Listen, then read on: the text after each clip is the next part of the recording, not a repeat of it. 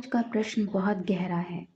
इतना गहरा कि ये धर्म अधर्म पाप पुण्य मोक्ष सबको एक ही झटके में हिला देता है। सोचो, अगर मैं कहता हूँ मैं करता नहीं, मैं साक्षी हूँ, मैं शरीर नहीं हूँ, तो फिर जब कुछ गलत होता है, जब कुछ अच्छा होता है, तो इसका फल कौन भोगता है?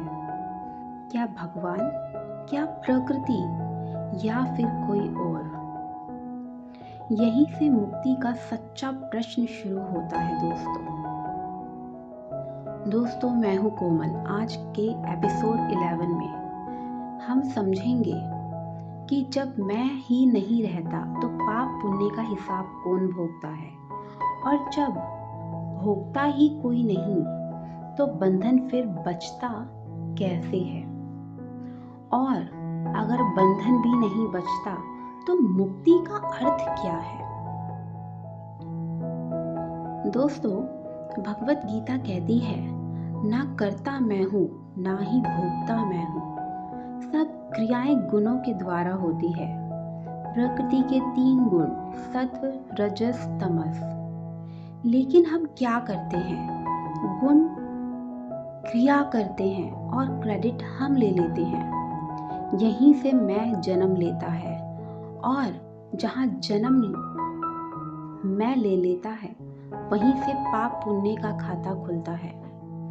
दोस्तों, हम पहले भी हमने देखा कि सत्व रजस तमस गुणों के द्वारा ही हम से कार्य करवाया जाता है। प्रकृति हमसे कार्य हमसे करवाती है, और उसका जो भी क्रेडिट होता है हम ले लेते हैं। यानी जैसे ही हम लेते हैं वैसे ही मैं का जन्म हो जाता है और हमारे पाप पुण्य का खाता खुल जाता है।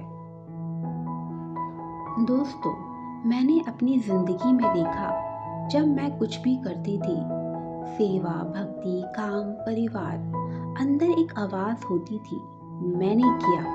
उस वक्त लगता था अच्छा काम कर रही हूँ, पुण्य मिल रहा है। लेकिन जब काम उल्टा हो जाता तब मन पूछता, भगवान मेरे साथ ही क्यों? तब समझ आया, दुख और सुख दोनों ही मैं के साथ जुड़े हैं। जिस दिन मैंने सिर्फ इतना देखा काम हो रहा है, मैं नहीं कर रही, उसी दिन कुछ बदलने लगा। दोस्तों, हम अपने जीवन में जाने अनजाने हम यही कर रहे होते हैं।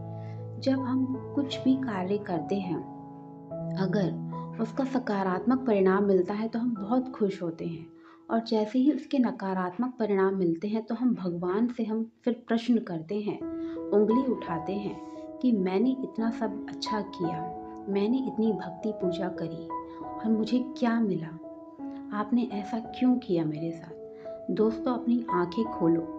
भगवान तब तक हमारे जीवन में हस्तक्षेप नहीं करते जब तक हम समर्पित नहीं कर देते खुद को, और जब तक हम जागेंगे ही नहीं तब तक समर्पण आएगा ही नहीं।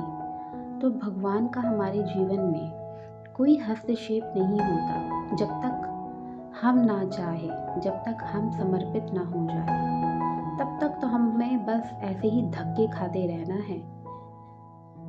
यहाँ पर धक्का इसलिए हमें खाना है, ठोकरें इसलिए खानी है ताकि हम जाग जाएं। जितना जल्दी समझ जाओगे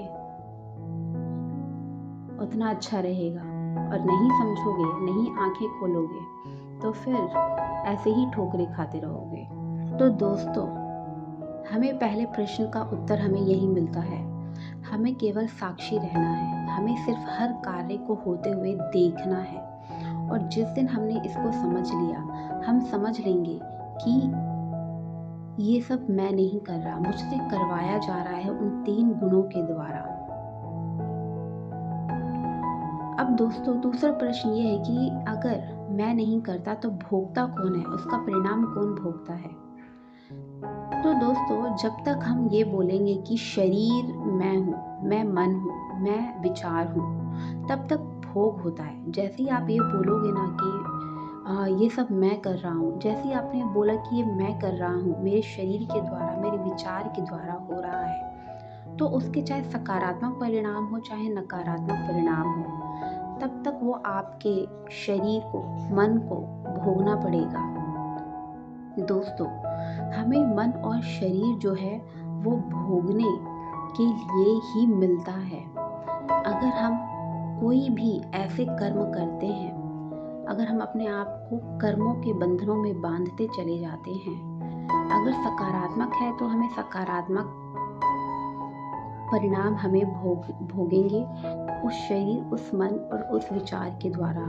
अगर हमने कुछ गलत कर्म हमने किए हैं तो उस गलत कर्मों का परिणाम हम अपने शरीर, मन, विचार के द्वारा हम उसे भोगते हैं।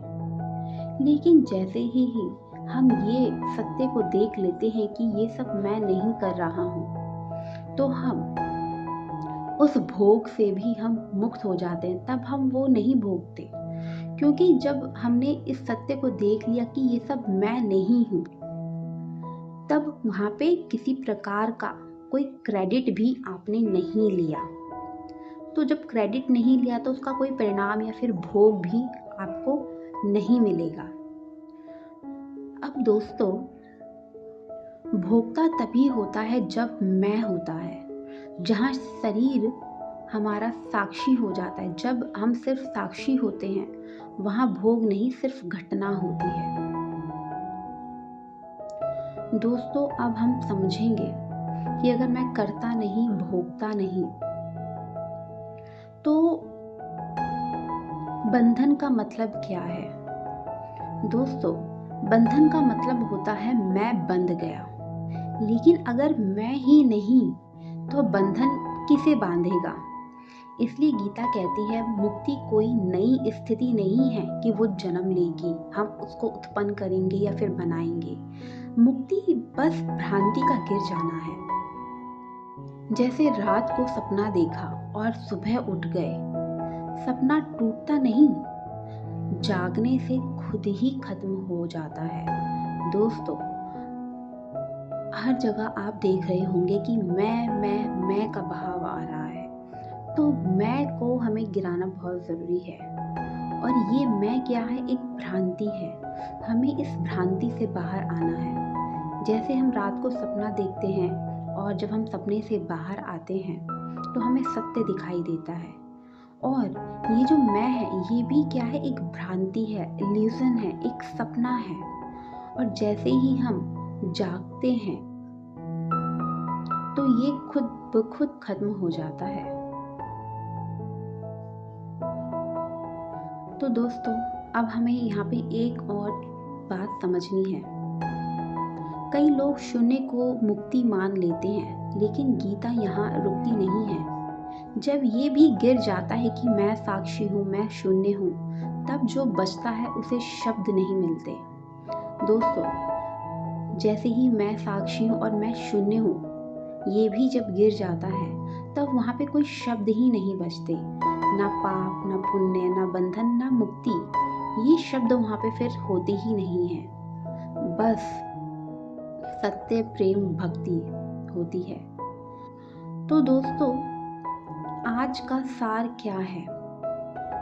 फर्स्ट, पाप पुण्य मैं के साथ चलता है। जहाँ करता नहीं वहाँ भोग नहीं होता। जहाँ भोग नहीं वहाँ बंधन भी नहीं होते। और जहाँ बंधन नहीं वहाँ मुक्ति भी एक शब्द बन जाती है। दोस्तों, बहुत ही सरल सा एक उदाहरण देती हूँ। जब कोई बच्चा जन्म लेता है तो वो पाप पुण्य और मैं जैसे भ्रांति में नहीं होता। वो एक खाली स्लेट की तरह आता है, जो केवल तब तक उस जीवन को जीता है कि जब तक वो मैं को उत्पन्न ना कर ले। जैसे ही वो मैं के विचार को लाता है कि ये सब मैं कर रहा हूँ, तब उसके पाप पुण्य का खाता, कर्मों का खाता खुल जाता है और जाने अनजाने हम अपने कर्मों के बंधनों में खुद ही उलझते चले जाते हैं। तो दोस्तों, हमें फिर से एक बच्चे की तरह बनना है, जो मैं के उस अहंकार में नहीं होता। वो एक निर्मल, निश्चल, एक सरल बालक होता है जो जीवन को जीने आया है, ना कि अपने आप को कर्मों के बंधनों में बांधने के लिए। तो दोस्तों, मुक्ति, जब हम इस सत्य को समझ जाते हैं तो मुक्ति केवल एक शब्द बन जाती है। वो केवल एक शब्द रहती है, क्योंकि हम मुक्त तो हम पहले से ही थे। बस हमें इसी बात को, इसी सत्य को हमें समझना है कि हम हमेशा से ही मुक्त थे, मुक्त हैं और मुक्त रहेंगे। और ये मान लो कि तुम कभी बंधे ही नहीं थे, बस तुमने मान लिया था कि तुम बंधे हो। तो दोस्तों, मैं हूँ कोमल। आज के इस एपिसोड में बस इतना ही। और अगर आपको ये एपिसोड समझ आता है, अगर आप उस सत्य को देख पा रहे हो, तो लाइक, शेयर, सब्सक्राइब ज़रूर करना और कमेंट में अपने सुझाव, अपने विचार ज़रूर रखिए। शक्ति भी, भक्ति भी और अब अभिव्यक्ति भी। तब तक अपनी रोशनी को और फैलाते रहिए। जय श्री राम, हर हर महादेव।